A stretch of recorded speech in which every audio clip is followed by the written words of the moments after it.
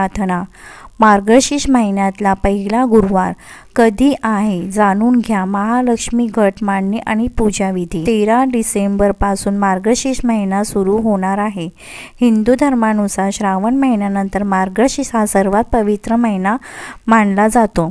मार्गशीर्ष गुरुवारी महालक्ष्मीची व्रत केली जाते, तसेच घट मांडणी करून व्रतकथा वाचली जाते।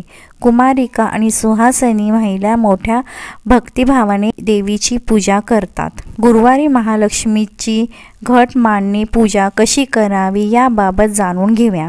घट मांडणी कशी करावी। घरातील ज्या जागेवर पूजा मांडायची आहे ती जागा गोमूत्र शिंपडून स्वच्छ पाण्याने पुसून घ्यावी। त्यानंतर घट मांडणीच्या ठिकाणी रांगोळी काढावी, त्याच्यावर चौरंग किंवा पाट ठेवावा। त्यानंतर लाल कपडा व्यवस्थितरित्या घालावा, त्यावर तांदूळ ठेवून बरोबर मध्यभागी कळस ठेवावा। कळशात दुर्वा, पैसा आणि सुपारी घालावी। आंब्याची 5 पाने ठेवून त्यावर नारळ ठेवावा। कळशाला चारही बाजूने हळद कुंकू लावावे। चौरंगावर देवी लक्ष्मीचा फोटो आणि श्रीयंत्र ठेवा। देवी पुढे 5 फळ, लक्ष्मी, कवडी यांची मांडणी करावी। तसेच देवी पुढे 5 पानांच्या विडा ठेवाव्यात। म्हणून लाया, गूळ, बताशे ठेवावे। पूजा कशी करावी। देवी लक्ष्मी समोर तुपाचा दिवा लावावा, तसेच कमळाचे फूल अर्पण करावे। श्री महालक्ष्मी व्रत कथा वाचावी।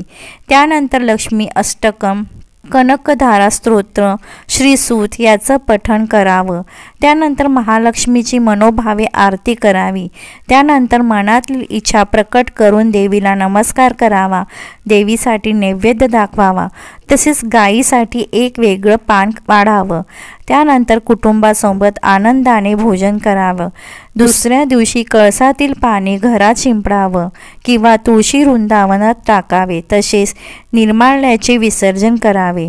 शेवटच्या गुरुवारी 5 कुमारिका किंवा 5 सुहासिनींना बोलवून हळदी कुंकू करावं।